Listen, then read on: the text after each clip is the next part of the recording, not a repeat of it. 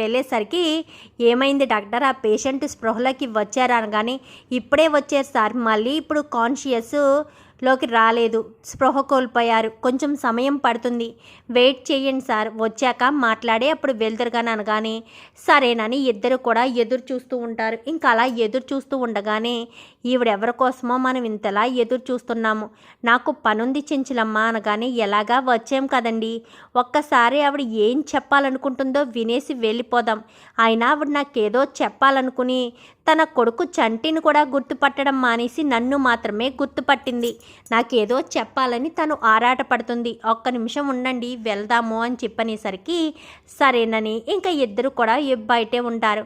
అమ్మ మీరు ఇంకా బయటే ఉన్నారా, తనకు ఒక ఇంజెక్షన్ చేసిస్తాను, ఇంజెక్షన్ చేస్తే వెంటనే స్పృహలోకి వచ్చే అవకాశం ఉంది అని చెప్పి డాక్టర్ కాస్త లోపలికి వెళ్ళి ఇంకా ఇంజెక్షన్ చేస్తుంది. చేసేసరికి ఒక పావు గంట కల్లా స్పృహలోకి వస్తుంది.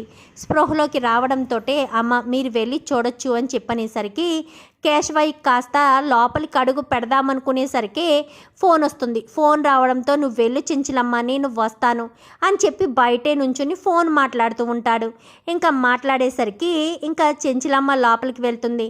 లోపలికి వెళ్ళడంతో చెంచులమ్మ గారు అని చెప్పనేసరికి నేను గుర్తున్నానా, నేను నీకు తెలుసు కదా, నువ్వు చంటి వాళ్ళ అమ్మవే కదా అని చెప్పాను. కానీ అవును మీరు గుర్తున్నారు అమ్మగారు, చంటి మీ దగ్గరే కదా పనిచేస్తున్నాడు, ఇప్పుడు సింధూర్ అమ్మాయి గారి మెడలో తాళి కట్టింది చంటియే కదా అని చెప్పాను. కానీ అవును వాడే తప్పు చేశాడు అనగానే లేదమ్మగారు వాడు ఏ తప్పు చేయలేదు, వాడు తప్పు చేసే మనిషి కాదు అని చెప్పనేసరికి తప్పు చేసే మనిషి కాదా, నీ కొడుకు దొంగతనం కూడా చేశాడు అని చెప్పనేసరికి ఒక్కసారిగా షాక్ అయిపోతుంది సచివతమ్మ. నా కొడుకు దొంగతనం చేశాడా, నా కొడుకు దొంగతనం చేయడమ్మా, ప్రాణం పోయినా దొంగతనం చేయడు, మీరు దొంగతనం చేస్తారా అని చెప్పనేసరికి మీ కొడుకు దొంగతనం చేశాడు అంటే నేను దొంగతనం చేస్తానా అని అడుగుతావేంటి అనగానే మీ రక్తంలోనే దొంగతనం చేసే అలవాటు లేనప్పుడు మీ రక్తం పంచుకు పుట్టిన బిడ్డ దొంగతనం చేస్తాడని ఎలా అనుకున్నారమ్మా అంటూ చెప్పేసరికి ఒక్కసారిగా షాక్ అయిపోతుంది చెంచులమ్మ. ఏం మాట్లాడుతున్నావు సచివతి, చంటి నా కొడుకేంటి అని చెప్పనేసరికి అవునమ్మా చంటి మీ రక్తం పంచుకు పుట్టిన మీ కన్న కొడుకు అని చెప్పనేసరికి ఒక్కసారిగా షాక్ అవుతుంది. ఇంకా కేశవయ్య కాస్త ఫోన్ మాట్లాడుకుని లోపలికి అడుగు పెట్టడంతో ఒక్కసారిగా షాక్ అవుతాడు. సచివతమ్మ నా బిడ్డ ఎక్కడ, నా బిడ్డ ఎవరు చెప్పు, నీకు ఆ రోజు విజయమ్మ వాళ్ళ నాన్న ఇచ్చిన ఆ బిడ్డ ఎవరు, ఆ బిడ్డ నా బిడ్డే చెప్పు సచివతమ్మ అని చెప్పనేసరికి ఒక్కసారిగా సచివతమ్మ షాక్ అవుతుంది. ఏంటి మీ బిడ్డ గురించే కదా చెప్పాను ఇప్పుడు అని చెప్పనేసరికి ఏం చెప్పావు నా బిడ్డ ఎవరు అని చెప్పాను. కానీ మీ బిడ్డ ఎవరో కాదయ్యా చంటి, మీ ఇంటి పనివాడిగా ఉంటున్న చంటియే మీ కన్న బిడ్డ అని చెప్పనేసరికి ఒక్కసారిగా కేశవయ్య షాక్ అవుతాడు. చించిలమ్మ అని చెప్పనేసరికి చించిలమ్మ కాస్త స్పృహలోకి వస్తుంది. ఏంటండి ఈవిడ ఎప్పుడు చంటి నా కొడుకు అంటుందేంటి అని చెప్పాను. కానీ నేనేమీ మతి భ్రమించి చెప్పడం లేదమ్మా, ఈయన్ని అడిగితే అన్ని విషయాలు తెలుస్తాయి, అయ్యగారు అన్ని విషయాలు మీకు అర్థమయ్యేటట్టు చెప్తారు అని చెప్పనేసరికి ఇంకా బయటికి తీసుకొస్తాడు.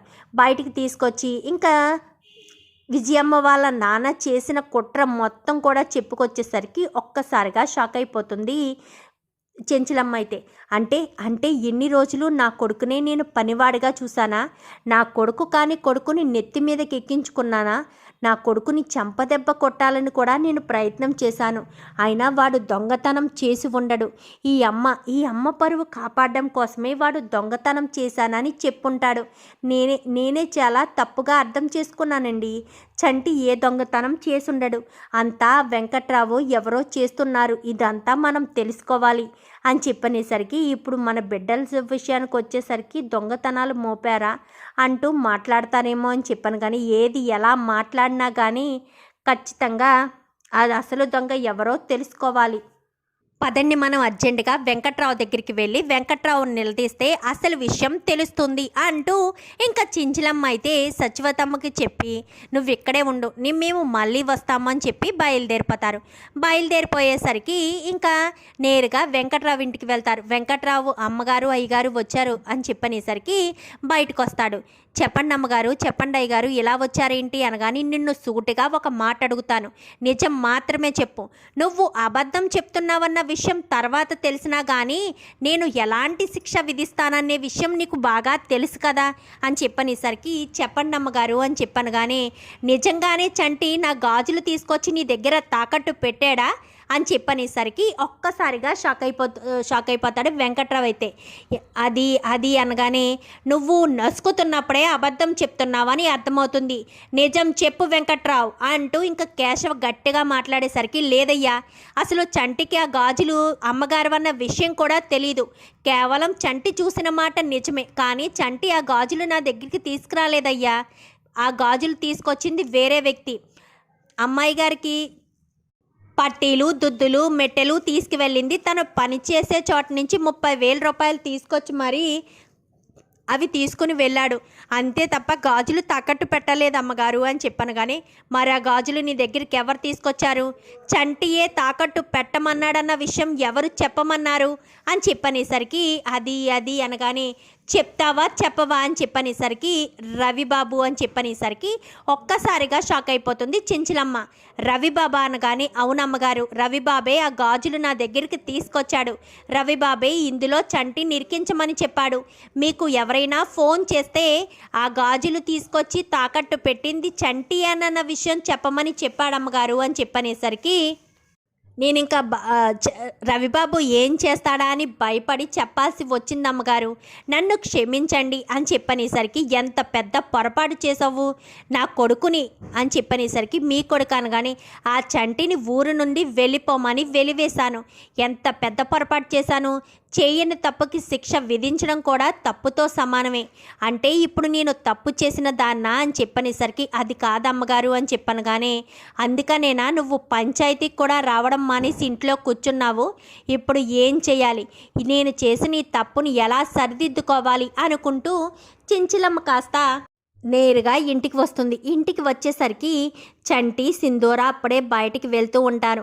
మీరు ఎక్కడికి వెళ్ళడానికి వీల్లేదు అని చెప్పనేసరికి మీరే కదా అమ్మగారు ఊరు వదిలి వెళ్ళిపోమని చెప్పారు అనగాని అసలు నేరస్తులు ఎవరో తెలిసింది, అసలు దొంగలు దొరికారు అని చెప్పనేసరికి ఎవరత్తమ్మా ఎవరా దొంగలు అని చెప్పను. కానీ చెప్తాను, మీరు లోపలికి వెళ్ళి అవన్నీ లోపల పెట్టి రండి అప్పుడు చెప్తాను అని చెప్పనేసరికి లోపలికి వెళ్ళడంతో ఈలోపు రవిబాబు కాలర్ పట్టుకుని ఇంకా బయటికి ఈడ్చుకొచ్చి రవిబాబు చెంపలు చెల్లుమనిపిస్తుంది చెంచులమ్మ. దొంగతనం నువ్వు మోపి చంటి మీద ఈ నేరం వేస్తావా, చంటి ఏ పాపం తెలియకపోయినా చంటిని ఊరు వదిలి వెళ్ళిపోయేటట్టుగా నా నోటుతో శిక్ష విధించేటట్టు చేస్తావా, నువ్వు తప్పు చేసి శిక్ష ఏమో చంటికి వేశావు, ఆ పాపం నాకే కదా చుట్టుకుంటుంది అనగానే లేదు పెద్దమ్మ మీరు తప్పుగా అర్థం చేసుకుంటున్నారు, నేను ఆ పని చేయలేదు అనగానే వెంకట్రావు అని చెప్పనేసరికి వెంకట్రావు కాస్త వస్తాడు.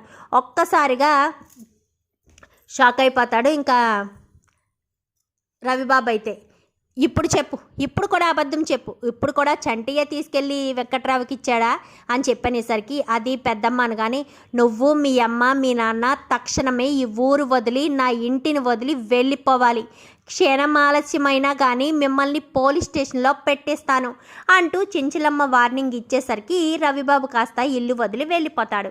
చూద్దాం మరి రాబోయే ఎపిసోడ్స్లో ఇలాగే జరగాలని మీరు కూడా కోరుకుంటే వీడియో నచ్చితే లైక్ చేయండి, ఛానల్ని సబ్స్క్రైబ్ చేసుకోండి, పక్కనే ఉన్న బెల్ సింబల్లో ఆల్ పై క్లిక్ చేయండి. ఇలా చేయడం వల్ల అందరికంటే ముందుగా చూడవచ్చు.